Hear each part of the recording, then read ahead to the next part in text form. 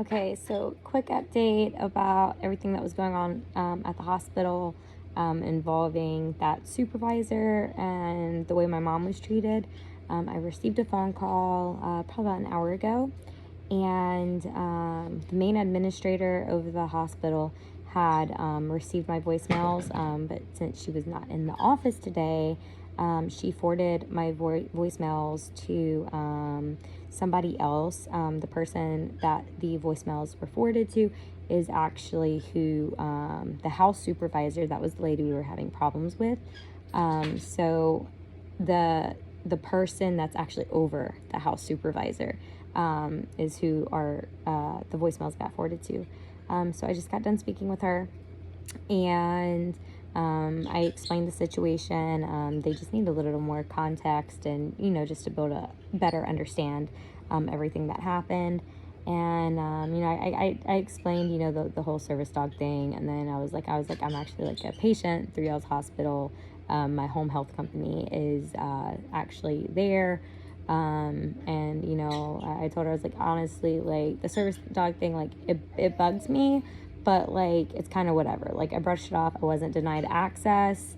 I shouldn't have had to like fight for it like the way I had to, but like it's whatever. And I was like, the main issue is how my mom was treated. And I told her, I was like, my mom doesn't really want to go through like doing like a formal, like having to go through filing like a whole complaint. She doesn't really want to like, have to sit and talk on the phone, about it for 20 minutes or whatever.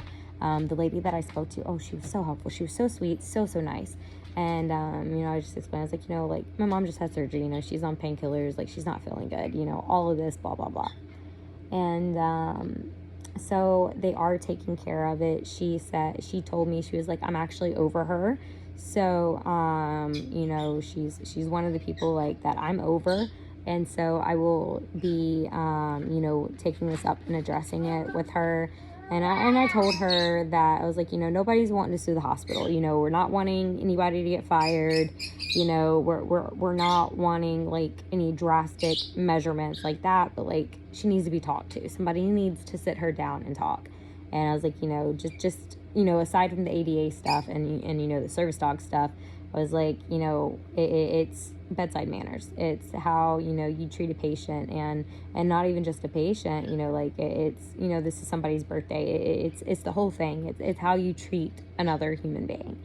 And so we were on the phone for about almost 25 minutes. So obviously you guys aren't going to get the entire like story of everything that was said back and forth through this little update. But she is going to be taking care of it. I called my mom, and I let my mom know that they called me. So my mom like wasn't wanting to go through and like have to deal with it or anything, but they do have my mom's number. I was not in the room with my mom to hear like the full conversation. I don't know every little detail of what was said and how things, were gone about. And so she may contact my mom. My mom said that was okay as far as just being able to like tell her, what was said in the room. So she may contact my mom just to get, more context on the supervisor's behavior within the room. But regardless of whether or not she contacts my mom, she did say that she had got, she got enough information from me to kind of get an idea of how she would need to, address this with that supervisor. And so she has enough information, she understands that, we had some issues there with like ADA stuff, service dog stuff. And I told her, I was like, when it comes to the ADA stuff and the service dog stuff, I was like, we weren't denied access. It was whatever, we got through. Do I think that, maybe, put the ADA laws in front of her, let her read a piece of paper and just kind of go over, service dog policy and etiquette. I was like, I don't think that would be unreasonable just to make her reread the laws and make sure that she has an understanding of just, go over and read that piece of paper. And I was like, but it's really the behavior to a patient and, bedside manners. That's the part that, we're really upset about. My mom shouldn't have had to, beg to be discharged the way that she was because she didn't appreciate the way that she was being treated. It was very, inappropriate and just disrespectful, et cetera, et cetera. And so the lady is going to be addressing it with the house supervisor, which is, who we had the issues with. And she is going to take care of it and, just make sure that, they talk about it, make sure that, she understands, the service dog policies and service dog laws, and to just go over, patient treatment and how bedside manners and things like that should be, birds should be dealt with. What was I going to say? My birds are throwing me off so bad right now. Can y'all hush? Sunshine. Y'all no, hush. Oh my gosh, they're not hushing. These birds. So, what was I saying? I've lost my train of thought. But yeah, basically, she's going to take care of it. They're going to go through, they're going to talk with the house supervisor, and just, make sure that there's I don't know how to word it. Now, I don't think the supervisor is going to be like reprimanded in any way or anything, but just, being sat down, being properly educated with service animal laws, which again really wasn't the big concern. It was, more being mad about how my mom was treated. And I told that to the lady. I was like, I've brushed off the service dog thing, that really is kind of just like whatever. I was like, it's okay. I was like, well, it's not okay, but it is okay. It's just kind of is what it is. But, the main concern, like my mom, she shouldn't have had to deal with that. She shouldn't have been made to feel like she had to leave. I remember where I was going. I made it, I referenced, I was like, if it had just been like any random nurse, I was like, I feel like this would be, a completely like different situation. But the main concern is that this is a supervisor, and there is just no reasonable reason. There's nothing that I can think of that would excuse that type of behavior or validate it, or, from, the service dog side of things to, how my mom was treated. There's just nothing that validates, that behavior. It's just not, that's not acceptable. It's not appropriate. And, obviously, we're not the supervisor. We don't know 100% what was going through the supervisor's mind or what she was thinking.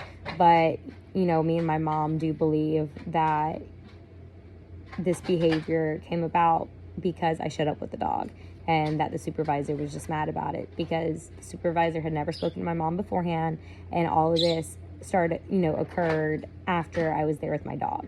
And so it kind of feels like that. I was like, and that's not uncommon. There's plenty of times where, like, patients go to hospitals, or, even just in general, any other areas, trying to get public access with the service animal, and somebody, just doesn't like the fact that the dog is there and that they have to deal with it, whether it's, they don't understand the laws or they just don't like it. I was like, it's not uncommon for, people to turn around and then, start treating patients or, the service dog handlers, differently, and just being, rude and disrespectful. I was like, that does happen. And so, again, maybe, maybe that's not why she was treating my mom the way she was. Again, we're not her. We don't know what her thought process was and, what she was thinking, what was going through her mind. I was like, but I do think it is, it's a possibility. But, that still doesn't justify the behavior. It doesn't make it acceptable, and it's not reasonable. And so, yeah, they're going to be taking care of it. She was great. They were really great to talk to on the phone. And that's all we really wanted. We just wanted them to be aware of the situation and have somebody sit down and talk with the house supervisor. And so that is what they are going to be doing. And me and my mom are satisfied. So when I called my mom and told my mom, me and my mom talked about it, and my mom is content. My mom is very, I told my mom, I was like, she may call you just to kind of like, get more information on like exactly, what was being said in the room. I was like, I know, that it was a lengthier conversation that lasted a few minutes. I was like, but I didn't know all the details to give her. I only knew, bits and pieces of what you told me. But she does have enough information without calling you to be able to, go ahead and address it. But, she might call you. And I just told her, you didn't really want to deal with it. and, didn't really want to like have to go through all of that. So, if she did call you, to just, kind of give you an option on, hi, like, this is so and so. Would you mind talking about the situation? That way, my mom would have an option of, no, I don't want to talk about it, it's whatever. Or, my mom being able to, go in detail. So when I called my mom, she is okay with them calling her and, her being able to just, explain, what was said in the room. And that's really all that my mom would have to talk about. I've handled the rest of it. My mom and I are both content that whether, she calls my mom or not, that the situation is going to be handled. And my mom and I, we were both in agreement that, nobody needs to be fired. Nobody needs to, the hospital does not need to be sued. It's nothing like that. Somebody just needs to sit down and talk with the lady. And so they're taking care of it, and we're happy. We're happy with that. That's all we wanted, and that's what's going to happen. So there's an update. Thanks to everybody for the prayers and thoughts for my mom. We're still worried about some things. There's a possibility my mom may need another surgery to go back in because they think something else may have torn. So we're still just kind of waiting to see how everything, plays out. So, if you can continue to send her, good positive thoughts for recovery, that would be amazing. And so here's our update, and we'll talk later. Bye, guys.